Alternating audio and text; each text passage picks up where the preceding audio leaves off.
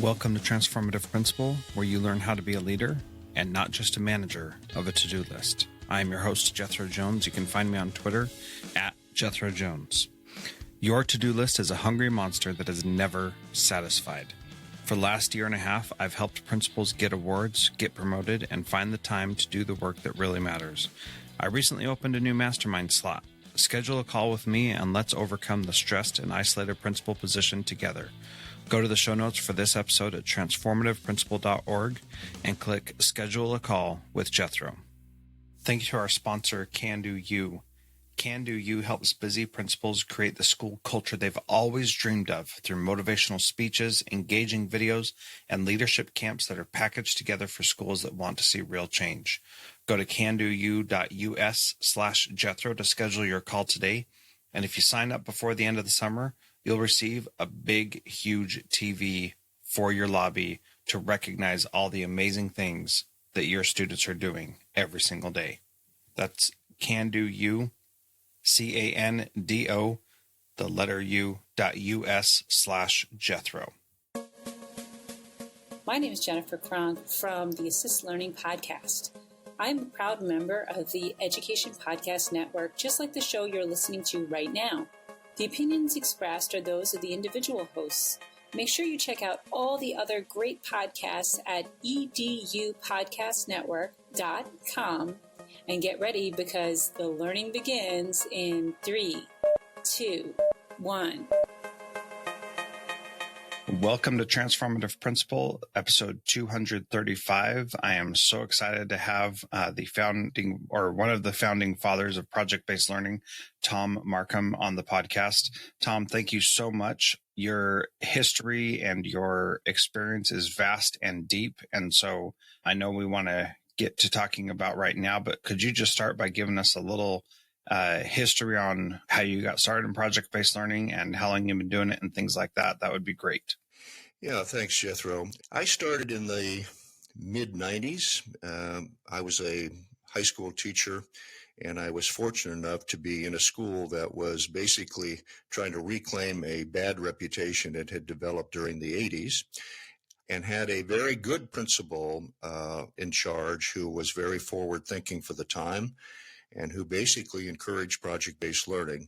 So I was able to work with several teaching partners and develop an academy, and that academy was all project-based for 11th and 12th graders, and that's where I pretty much cut my teeth on project-based learning.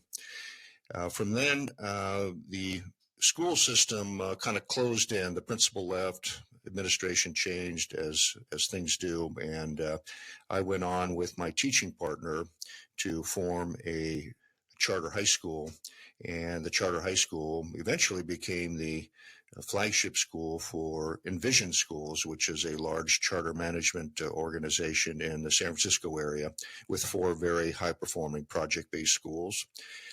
I then went on to work for the Buck Institute for Education, which is really the premier organization for PBL, and I wrote their first handbook on project-based learning, which I was fortunate enough to be in the right place at the right time, wrote the handbook, and that handbook sold 50 to 60,000 copies and really put BIE on the map. Wow. And really influenced a lot of people to take up PBL and to start looking at it as a serious way to do learning in the classroom. So that was a good step forward. And from there, I've been pretty much working on my own. I have a small little organization called PBL Global, small in number, but we have a very good online PBL training program. So it has a lot of global scope and reach to it.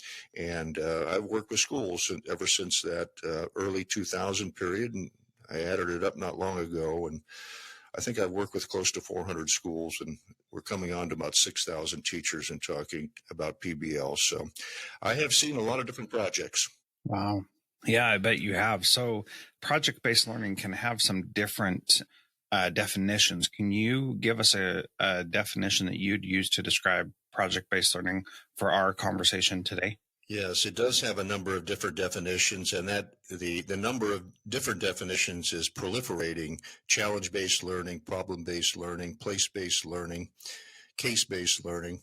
For me, it all comes under the heading of project-based learning. And I tend, when I talk to teachers, to describe the process in very simple terms. You're setting up a problem to be solved, which is captured in a driving question. You're asking students to go through a process of investigating that question, usually working in teams. And at the end of the process, they are presenting what they found and what they've decided and what they've created in a public forum to a public audience, and they are presenting their evidence of how they got there and why they made those decisions. At its heart, that's all PBL is. It's a problem-solving, project-based experience.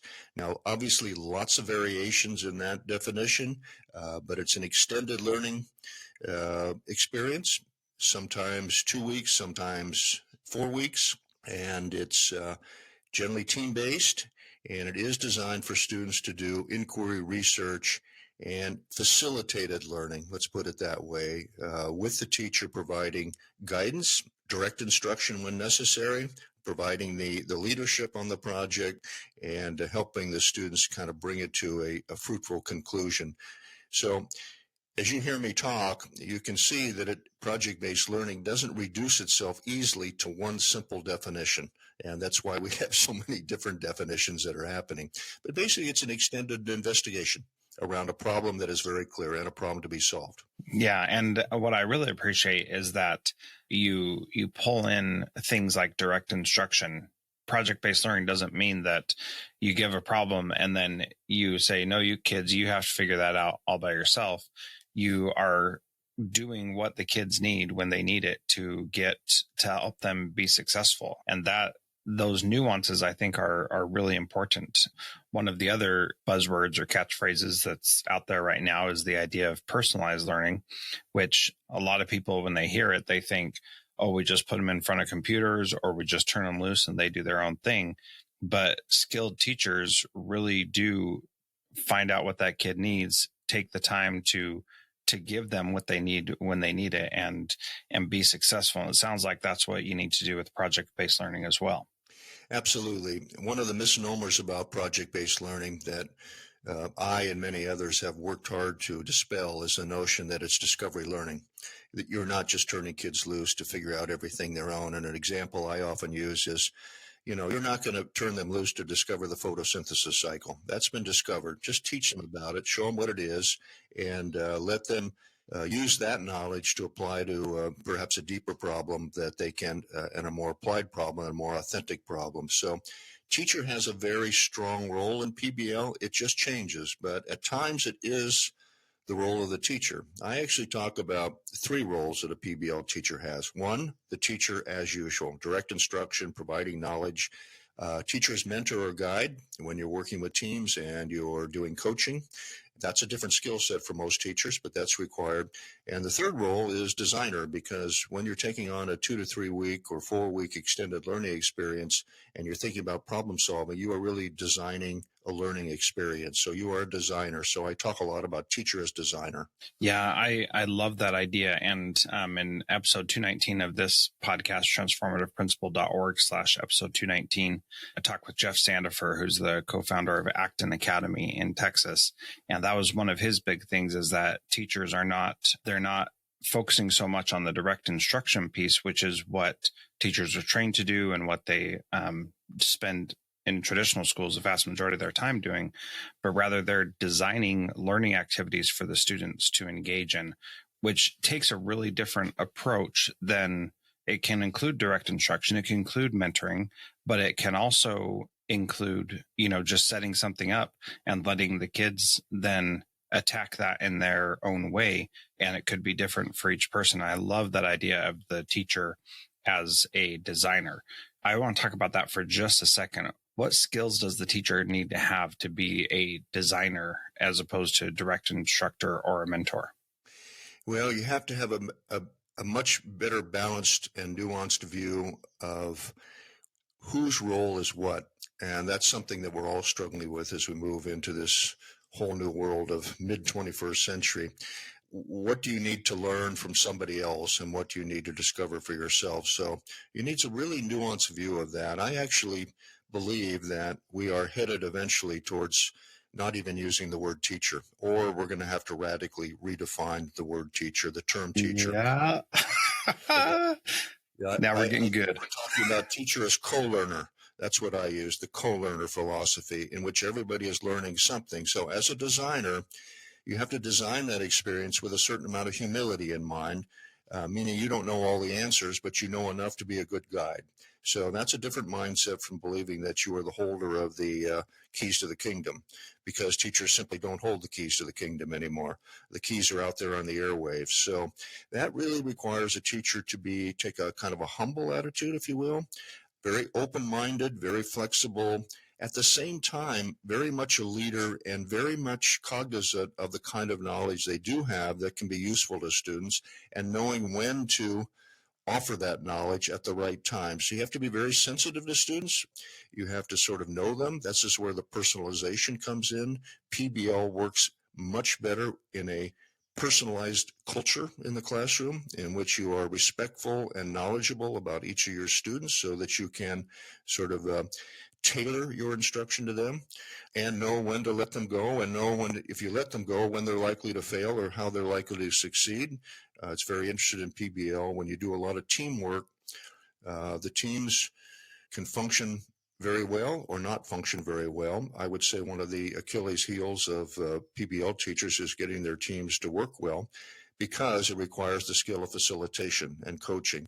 It was something we do not teach teachers at all anywhere that I can see. No, that is true. How do you coach? We talk about teachers coaching other teachers as instructional coaches, but we don't teach teachers to use, for example, what they would use in industry, which is very sort of known coaching protocols, meaning when you approach a student, you ask questions before telling, use good eye contact and body language, you're open, you reply in an open-ended manner. I mean, these are sort of simple known coaching protocols that many teachers practice simply because they know how to do it, but we don't really train people to do that, which is what we're eventually going to have to do as we go have more PBL. So the skill set is changing kind of dramatically in that sense. And I would say the third area is teaching 21st century skills. So we talk a lot about this all the time. I'm sure you've had many, many conversations about 21st century skills, but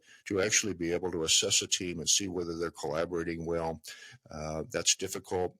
I actually, when I talk to PBL teachers, I tell them that the goal in working with teams is to welcome disruption, which is the antithesis of what teachers think they're supposed to do. They don't want any disruption or any chaos. But in fact, when kids are working in a team of 4 or 5 or 3, you're going to see them in their native environment, and you're going to see their personalities emerge, which you can either say, I'm going to put a lid on because I got to get work done, or you can say, you know what, now I see who they are, now I can coach them. And I encourage the coaching aspect of it, because the process of PBL is as important or more important than the final product. Yeah, that piece, the process of PBL is as important or more important than the final product. That is so important. You know, it's interesting. One of the challenges, even in a school with teachers, is the idea of having like a leadership team or other committees or teams. And that idea of welcoming disruption, that is really challenging for teachers. Nobody wants to disagree with the principal or with anybody else. We've got this culture of nice where we want to always, you know, make everybody happy and feel good and all that stuff, which is wonderful at its core. But then when it prevents us from having the difficult conversations that we need to have, then we just continue being mediocre and never rising to the level that we could rise to if we had some of that welcomed disruption, as you called it. Yes, it even comes up when you're talking about the role of the teacher as designer. So to be a designer, you don't work by yourself in isolation. No designer out in the real world does that. So when you're designing projects, you really have to work with colleagues. And so when I'm working with teachers, we do tuning protocols, which is a great tool for showing teachers how to interact with one another. But they really need to be reminded to critique as designers, meaning you have to say to your fellow teacher, you know what, that driving question you've set up doesn't make sense to me. I don't think it's going to work. And that is something that we actually don't do a lot of in education. Everything is, oh, that sounds wonderful. and you could do this, and we add on like 100 activities instead of actually questioning the underlying assumptions about how this project is going to be designed. So a lot of my work in that area is helping teachers become good good critics of projects in a kind, respectful way. So how do we teach teachers to do that? Because that's a huge question that I know we don't have time for, but in our short time here, what's something we can do to teach teachers to be critiquers? Well, one place that's obvious to start is with schools of education, and maybe spending a little bit less time on classroom management and the history of education and reading every work by John Dewey, and instead kind of focus on some personal skills that are required to actually teach 21st century skills to students, because if you don't possess those skills, you can't really teach them. And so if I had my druthers, I would put every new teacher in their first semester of their credential program through some sort of personal profile and self-evaluation of their skills and mindset, so that you develop sort of a sense of, these are my areas for growth. So if you're not a good listener, you're never going to teach good communication skills, and you're not going to hit that C for sure. So now that's changing schools of education seems to be a bigger task than we are capable of handling at the moment. So I approach it by having some very serious conversations with teachers about what is their mindset and skill set before they even start doing projects, and have them evaluate and look at themselves a little bit. So this is very similar to what's done in industry these days, when managers and new employees and everybody gets together to try to get this work done. There's always a lot of sort of assessment of, what are your strengths, what are your challenges, where are you trying to go. So I think we need to bring that whole spirit of self-analysis and inquiry into the teaching profession. And so it's really a required part. You have to sort of look at yourself as an individual. It's very interesting with PBL. You can almost meet somebody in the first 10 minutes and tell them and ascertain what kind of projects they're going to do. Someone who's closed, someone who's not flexible, not open-minded, is not going to do good projects and is not going to be successful at PBL. Now, there's the opposite side. You can be too open, and to go back to something you mentioned at the top of the podcast, you're just not turning kids loose as well into discovery learning. So you just have to sort of take a good look at yourself, and that's something I spend a lot of time doing in my workshops. Yeah, one of the things that I do at my school is I have teachers take a DISC personality profile. And, it doesn't matter what you do, 16personalities.com, Myers-Briggs, which I think is the same thing as that, or a strengths finder, or whatever it is. The benefit of it is that it gives us a framework for talking about it, that when we have that framework, then we're not as sensitive about it, because we can see others' strengths and weaknesses and things like that. And I found that just having that framework makes a huge difference in being able to do so many more things that we haven't been able to do before. So my leadership team, we have that at the top of our running agenda, a link to everybody's profile, so we can go in there at any time and look at it. And many times before I go have a difficult conversation with a teacher, I review their DISC profile and see what I need to do to adjust the way I'm communicating, so they can hear the message that I'm actually sending them. Well, no wonder you call your podcast the Transformative Principal, because that's pretty transformative, Jethro, and that is way beyond where most principals are operating. But I absolutely applaud that. It doesn't really require, as you're really stating yourself, you don't have to do extensive therapy. All you have to do is raise some awareness here, so that folks are taking an inward look as well as an outer look at their skills. And it's very useful, not just for teaching, but in life these days. So I think that's great. It's just a reminder, and it gives you sort of a sense of growth that is very necessary to become, I would say, a good project-based learning teacher, and to add to that, really to become a good 21st century teacher in general. Yeah, I absolutely agree. So I would like to talk specifically about what the future of PBL looks like, because as with anything that, if you're professing to be project-based learning, you've got to recognize that things are going to change as tools, technology, the world, everything changes. So let's start talking about what the future of project-based learning looks like. Well, project-based learning, at least in my estimation, is definitely in flux. Just to give you a little bit of a retrospective, PBL surged. It's definitely has what I call escape velocity. Lots of PBL going on in all sorts of schools. And a lot of it, I would say, is still sort of an extension of the delivery method. And we're still doing PBL kind of coverage, or we're doing PBL as a very brief 2-day activity and calling it PBL. So there's a lot of misinformation out there. So one of the things that I, and again, many of the people who've been involved in PBL for a number of years are doing is to try to really set up what is high quality PBL. Now, there is a high quality PBL movement that has been very useful in identifying 6 essential principles of high quality PBL, like authenticity and collaboration and deeper learning and intellectual challenge and so forth. And I think that's great. I see some other things coming up. The conversation around social emotional learning is front and center for everyone in the U.S. and in any country that you go to. And social emotional learning and project-based learning are really one and the same.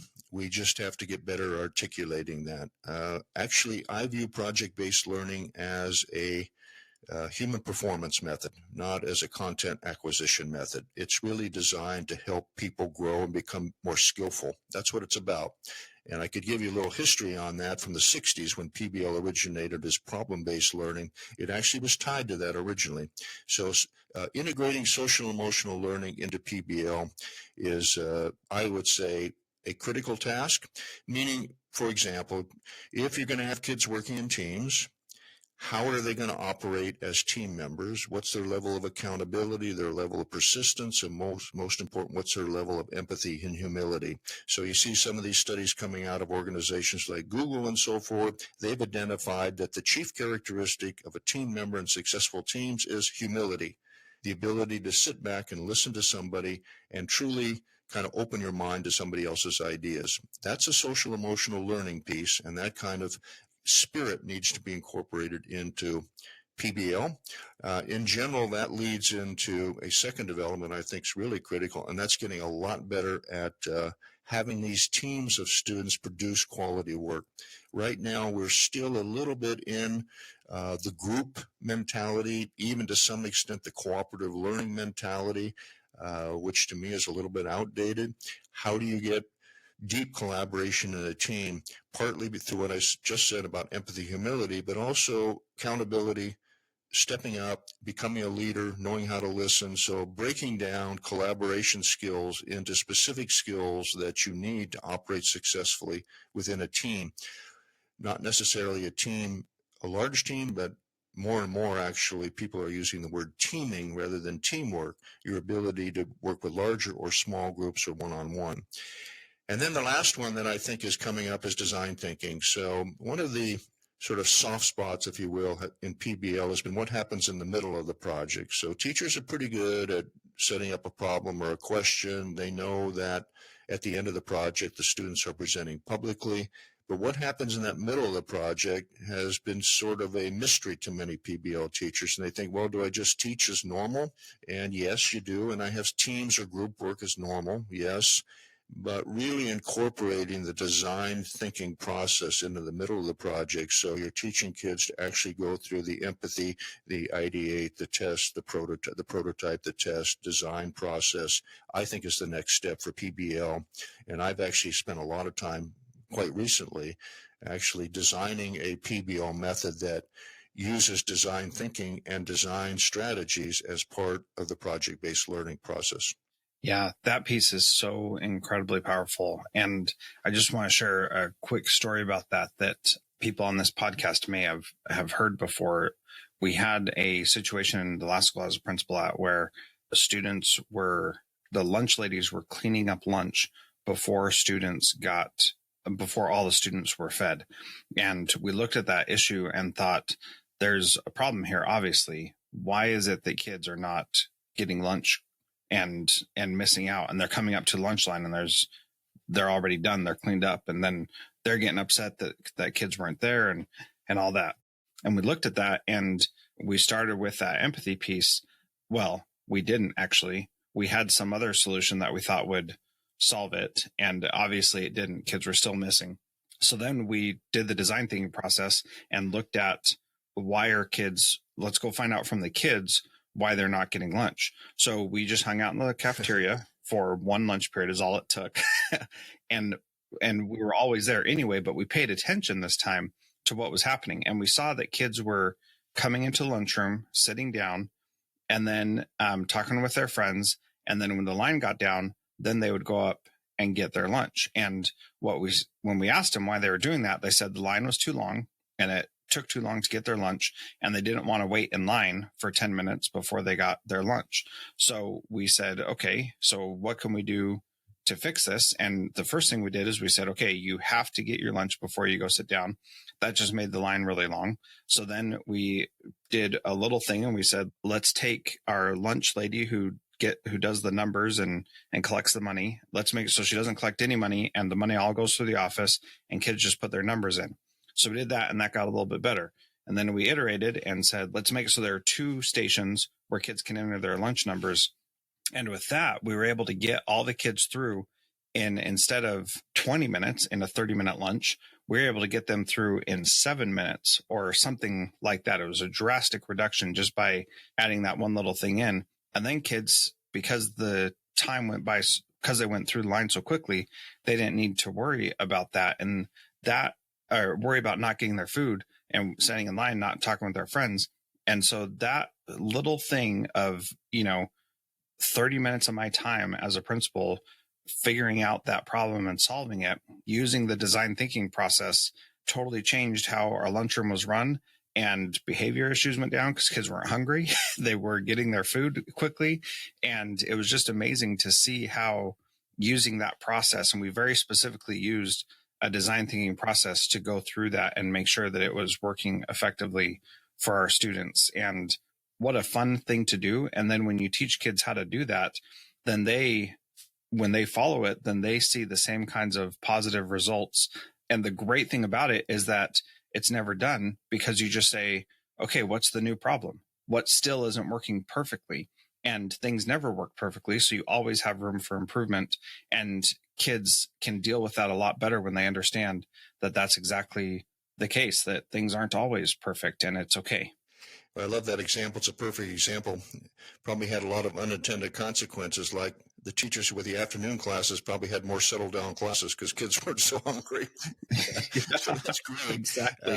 Yeah, perfect example. And I would just extend that a little bit. I often say to teachers who want to do projects and they're kind of like searching around for ideas, I said, within a mile of your school, there are 100 projects waiting. There are just all sorts of issues to solve. Yeah. And so obviously one of the aspects of PBL is authenticity. And now you had an authentic problem in the lunchroom. That's perfect. But there's a lot of authentic problems just waiting outside also for kids to work on. And I should mention that probably when you asked about the future of PBL, I think more and more PBL is going to be aimed at service and social entrepreneurship and the common good. Now, in my view, the way the world is changing and what's necessary and where kids want to go, as you can see by Parkland and some of these other events, kids want to be more involved in the issues of the day. And PBL is a perfectly good way to do that while still retaining some sense of order and knowledge and accountability and learning and so forth. But I think that's going to be part of the future of PBL. Myself, I don't see how the whole standards-based movement is going to contain over the next 2 decades what needs to be done in the world. And I think we're going to see some pushback and some shifts. So PBL, very service-oriented and very applicable to service learning. Yeah, one of the things that I'm working on right now is in my district researching a K-12 magnet school where the focus will be competency-based learning that is based on solving problems. And so instead of starting with the standards and then trying to get the kids to reach those, we start with a problem and we figure out what standards the kids passed or met or understood through that process. And one of the big issues already is, and we're just starting, so we're in the beginning stages. One of the big issues already is the idea that they learn so much more than just whatever they're supposed to learn in that grade. Just a quick story to help illustrate that. My daughter is in kindergarten right now, and she, at the beginning of this calendar year, we set goals as a family, and she wanted her goal to be able to read by the end of the year.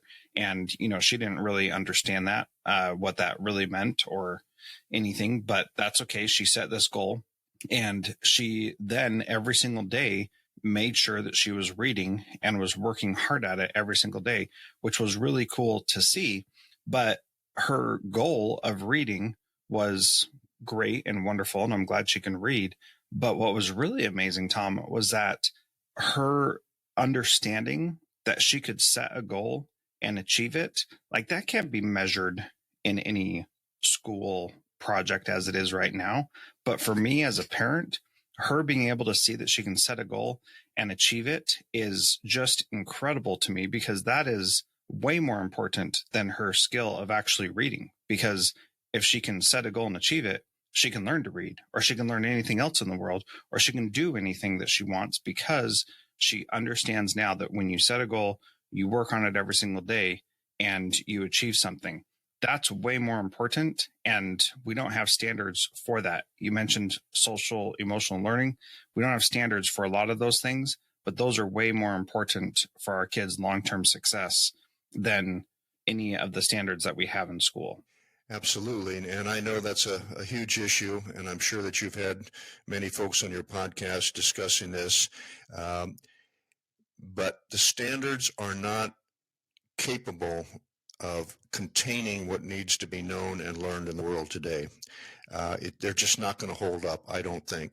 I just think we're in a transformative period, and I know it seems slow, but I think we're in a transformative period where the iceberg is going to reverse, and I don't really call it social emotional learning. I don't care for that term, but this concept of personal strengths and skillful behavior and intelligence as successful behavior, not IQ, is going to come to the fore and going to become more important, because the world is demanding it, and we're trying to figure out how you do that and at the same time have something called a certificated program of learning.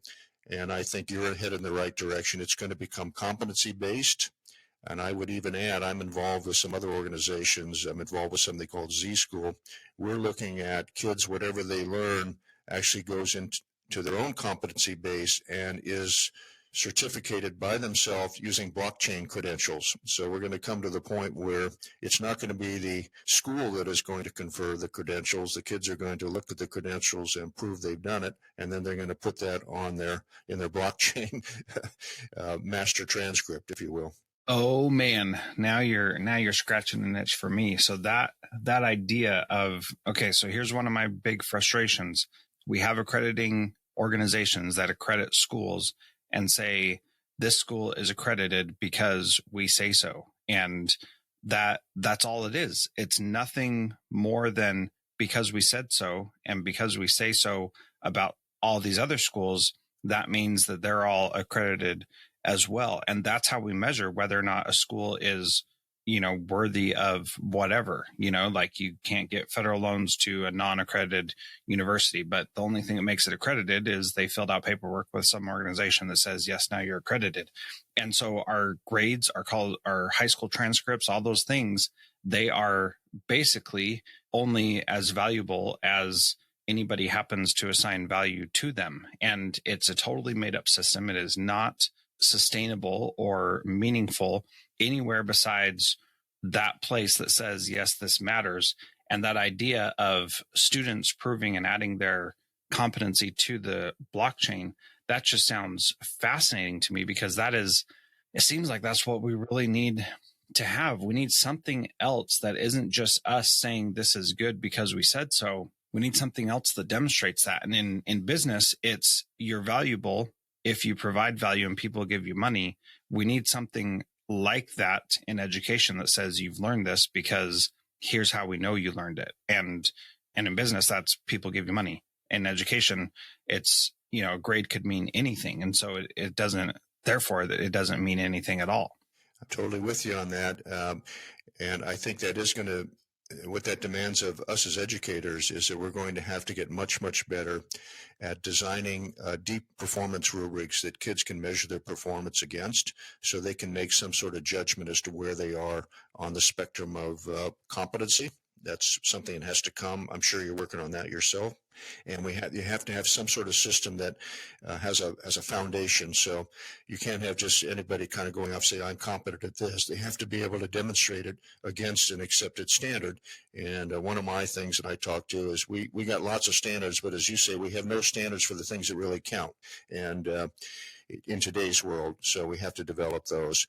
And kids will get better at this. And the other thing sort of along with this, Jethro, is again, you know this, there's a lot of evidence. I do a lot of work. I wrote a book called Redefining Smart that actually isn't focused on project-based learning. It's focused on what's the nature of intelligence in today's world.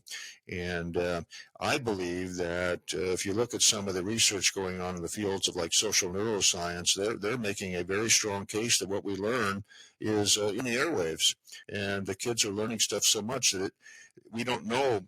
The whole curriculum is the world these days, if you will. It's not what's contained in the textbooks.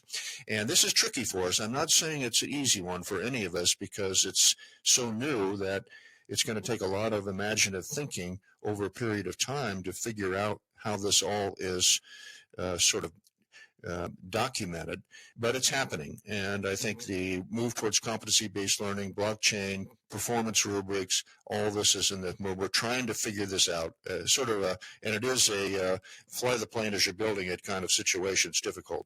Yeah, but that's what we have to do. When you talk about 21st century learning, I really believe that it is that idea of co-learners rather than teachers and students or teachers and learners, because we don't know as the adults everything that is possible. And so it's really presumptive of us to say, this is what you need to know. You know, I just had a conversation with someone the other day who said, how are we in this changing way that we're teaching? How are we going to prepare kids for high school? And we were talking about language arts specifically. And I said, look, I'm not interested in preparing kids for high school. I'm interested in teaching kids to be better communicators than they were when they got here. Is that an easy thing to measure and say, here's the line and this is the standard that we're trying to meet? No, that's not easy, but we have to be dynamic and flexible and meet these kids where they're at and then move them up whatever thing, rubric, whatever you want to call it, that we're designing to help them be as successful as they personally can be in that moment. And that is, like you said, that is not easy, but that's the right thing to do. And that's what we've got to do for our students. And that's a big challenge, but a challenge that is so exciting, Thom. Yes, I totally agree. It is a challenge. It's a challenge of the day for adults as educators, really the challenge of the day for adults, period. And when you're undertaking that challenge is to kind of bring this back to PBL. In your classroom, you're trying to be a really good PBL teacher. You're really trying to address these issues on the ground in real time, maybe not done perfectly, but really trying to do that. And I say to teachers, when you're doing that, you are in one of the most creative professions in the world right now, and making one of the most noble efforts that you can make. And I like to say that because, you know, you hear the complaining from teachers. They're in bad situations. They feel disempowered. They et cetera, et cetera. I say, you know, maybe that's true in certain schools, but in places where the PBL and the personalization is happening, I find the teachers to be bubbling with excitement and creativity. Yeah, that is absolutely the case. Man, Thom, this has been a wonderful conversation. I think you and I could probably talk for a long time because I have a bunch more questions, but I want to respect your time and get to my last question of the day, which is, after all we've talked about, what is one thing that a principal can do this week to be a transformative leader like you? Well, this is going to sound like a commercial plug, Jethro, but I honestly believe that every teacher ought to have some basic training in project-based learning. Number one, if they want to do projects. Number two, to understand the philosophy. And the only way we're ever going to do that is to do it online. There aren't enough workshop hours in the day to do it. There aren't enough people who know this field to do it. So that's the reason I started PBL Global and put two really good online PBL programs up there. One is on the how of PBL. And the second one relates to a lot of our conversation. How do you become an inquiry-based teacher? What is the skill set, mindset that you need to have? So I'm sorry if that sounds a little commercial, but that's my goal. We just got to spread the gospel as wide and far as possible. Yeah, I absolutely agree. And so PBL Global, how do people access that and get to it? PBLglobal.com, it's all there. Nice and easy. I like that. Thom, thank you so much for being a part of Transformative Principal today. My pleasure, Jethro. Great conversation. I really appreciate it.